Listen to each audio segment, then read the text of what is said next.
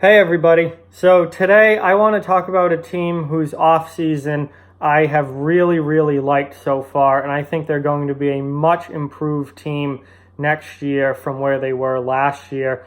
And this team is the Vancouver Canucks. Vancouver missed the playoffs last year, weren't even really close, only had 35 wins. But I really think that they can move themselves into a playoff position this season. And I think they've made some really solid moves this offseason to make this team better. First, obviously, was the trade for JT Miller from the Tampa Bay Lightning. This, I think, was a great move for the Canucks to bring Miller into that top six forward group. They didn't lose anything off their current roster in that trade. All they lost were a couple of draft picks and a minor league goaltender. So it really just, it was a pure addition to the team in adding Miller. And Miller did not have a great season last year with the Lightning. He only had 13 goals and 47 points. But the Lightning were a team with so many stars on it and so many good players that everyone kind of had to share the puck. And at times, I think JT Miller kind of seemed like the odd man out in Tampa Bay last year, where it was all about Stamkos and Kucherov and Braden Point and Tyler Johnson and Andre Palat, and then you could just keep going down the list. And Miller was kind of the odd one out there. So he didn't have a great season last year, but he has the potential, I think, and he's certainly going to have an expanded role with Vancouver than what he did in Tampa Bay. He's going to be a much more crucial piece of the puzzle in Vancouver than he was in Tampa Bay. He's only 26 years old. He's under contract through 2023, and he's somebody who I think is going to get, power play time. He's going to get top 6 minutes. He's probably going to get top line minutes with the Canucks. This is a guy who I think can easily have 25 goals next year and be up near 50 to 60 points without a question, and certainly could even be better than that. And he's a player that I really like a lot. He's a gritty, there's nothing soft about him. He's somebody who's willing to throw his weight around if he needs to. He goes to the net. He can play along the wall. He drops his, he's not a fighter, but he is willing to drop his gloves from time to time. And I just think he's a really good addition to this Vancouver team and certainly helps them out on the left side in that left wing spot. But he can play down the middle. Although he's mostly been a wing the last couple of years, he can play center. He came into the league as a center.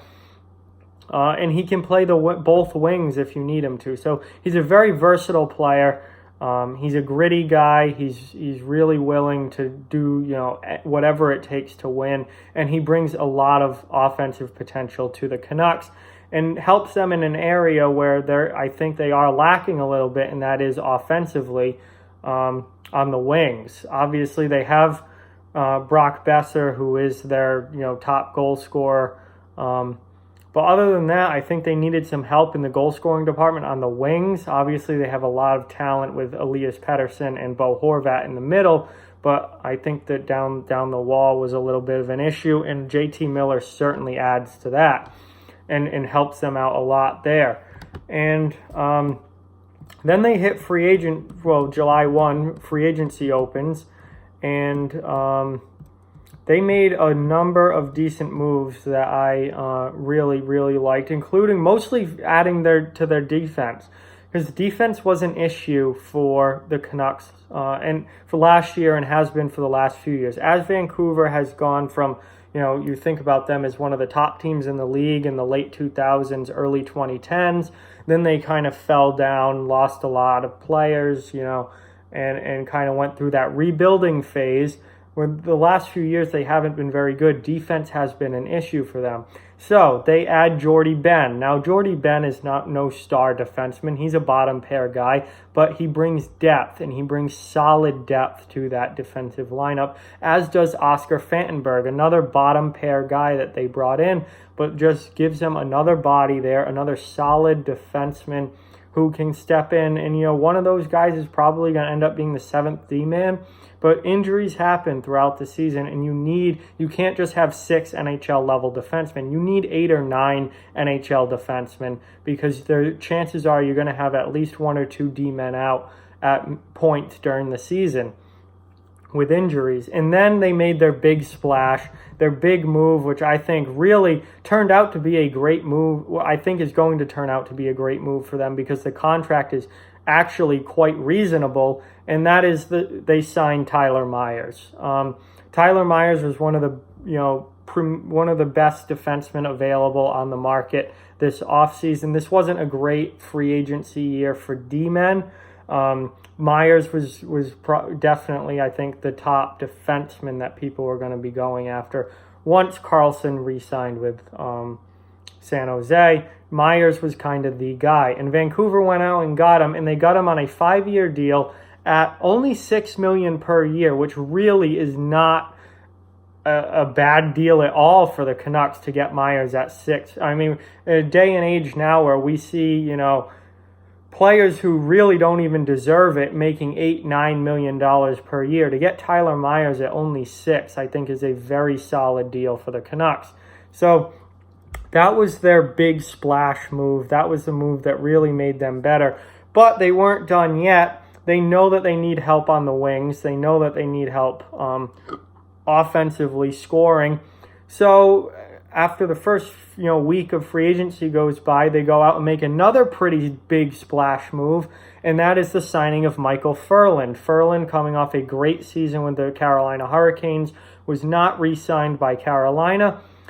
Waited until July 10th to sign. I'm sure he had offers out there, but I think he really sat down and thought about what he really wanted to do, and he ends up signing in Vancouver again at a very cheap contract, 4-year deal at only $3.5 million per year for a guy that could potentially be a 20-goal scorer year in and year out for you. So that again, I think, is another great contract for Vancouver, getting him at a very reasonable price.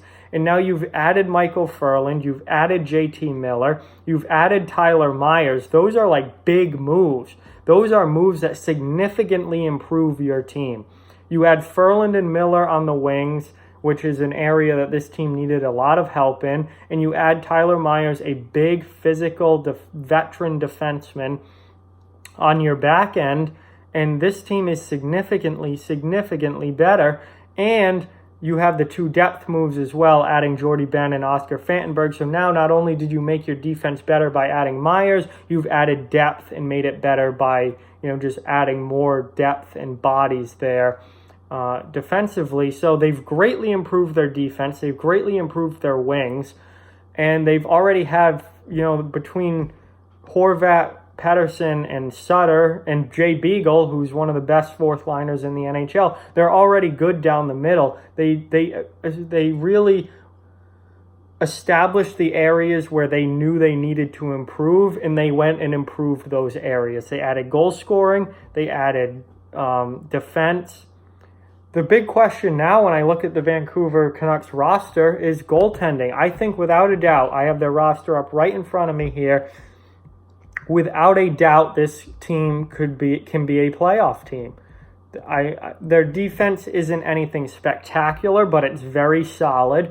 They've got a very solid defense core now. Down the middle, they're golden. Elias Pettersson, I think, will be a point-per-game player next year. Bo Horvat, is still, it feels like Horvat's been in the league forever now. He's still only 24. Brandon Sutter is a solid third-line guy when he's healthy. And then Jay Beagle is one of the best fourth liners in the league, and I think is a great depth guy to have. I like their depth, honestly. I still think their second line could use a little bit of work. They're probably missing one more goal scorer, and that would really push them into not only maybe being a playoff team, but maybe winning that division. But even without that, they're still, I think, a pretty solid team. They're certainly going to be a lot better than they were last year. My issue with them, goaltending. Now, they're in the Pacific Division, and overall, I think the Pacific Division is going to be the weakest division in the league this year.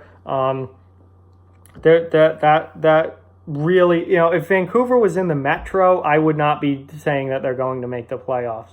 But the Pacific is just in there. The Pacific Division seems wide open, and you really don't know what's going to happen with that whole out west there. There are questions on every single one of those teams. None of those teams, I think, particularly stand out as being great to me. Some of them are very bad, Anaheim and LA. I feel like the Pacific Division is wide open because it's very, very mediocre. And that means a middle-of-the-road team like Vancouver, they're a borderline playoff, non-playoff team, has the potential to finish, maybe second or third in that division just because of where all those other teams are at. I mean, you look, Vegas is in huge cap trouble. Now, they've managed to hold a pretty good lineup together. Even with the salary cap issues. They've lost some depth, though, but Vegas, to me, is probably the best roster left in that division. San Jose completely screwed themselves with salary cap issues, and they've lost a ton of depth, and they're at a point now where it's going to be, they're just throwing bodies in that bottom six forward group because they don't have anyone else. They can't afford anyone else. So that team, San Jose, I think is going to have a very disappointing season next year. That team has gotten a lot worse in my mind. Calgary, you just never know what you're going to get with the Flames. They could be a first-place team or they could be a last-place team. You have no idea which Calgary Flames team is going to show up for them, and their goaltending is a huge issue. I don't trust David Riddick to be a full-time starter. He lost the job down the stretch last year for the Flames, and Mike Smith took over for the playoffs and in the second part of the season. So now you're going to go back to Riddick and hope that he can play a full season as a starter. Then you lose Mike Smith and bring in Cam Talbot, who was an absolute garbage can for the Edmonton Oilers. So I don't trust Calgary's goaltending at all. Edmonton is a complete shit show. Their goaltending's trash. They brought in Mike Smith, who knows what you're going to get from him. They're already heavily relying on Mikko Koskinen. I mean, that team is an absolute disaster. For those teams that were, and then Anaheim and LA, I think, are going to be absolute garbage, bottom of the league trash next season. So that leaves Arizona and Vancouver kind of in that middle of the road area where they should be better than they were last season. They should continue to be improving and progressing. And I think that both of those teams have a chance to make a big splash this year and get back into the playoffs for the first time in a few years. And when I look at Vancouver versus looking at Arizona, I think Vancouver is the better of the two teams right now. So, it's the goaltending. Can Jacob Markstrom and Thatcher Demko be a 1-2 punch at goaltender that's good enough to make the playoffs? In that division, I think they can be. Neither of them are great goaltenders, but I think that they can be good enough to make the playoffs in that division. Again, if Vancouver was in the Metro, no way. They don't have the lineup that could stack up against teams like Washington or maybe still Pittsburgh. The Metro is another one where you have a lot of teams there that think that they're playoff teams, and some teams are going to end up very disappointed. I don't think they'd be able to compete with the top of the Metro Division. I don't know who the top of the Metro Division is going to be, but some teams are going to have a very good year in that division. Some teams are going to be very disappointed because I think literally all 8 of them in the Metro think that they could be playoff teams given the moves that the bottom teams have made, the Rangers, the Devils, Philadelphia. They've all made big moves to try and win now. And then you have teams like Pittsburgh and the Islanders who I think are going to, in Columbus certainly, who are going to decline this season. So who knows? But I'm just saying that, I think if they were in a different division, I don't think I'd be saying that Vancouver would be making the playoffs. But because they're in a very weak Pacific Division, I think that they absolutely can, and I think this team is going to be much improved from where they were last year. So I really like what the Canucks have done. I think they've made their team much better, and I have expectations for them now. I look for them to be in the playoffs next April. We'll see if they can do it and if they live up to those expectations. But with that, like, comment, share, subscribe, follow on social media. All those links are down in the description below. If you'd like to further support the channel, the links to our Patreon and merchandise store are down in the description as well. Please keep spreading the word about this channel. Let's keep this thing growing. We are on our road to 1,000 subscribers, so please help us get there. Thank you very much for watching the video. I hope you enjoyed it, and I'll talk to you guys soon.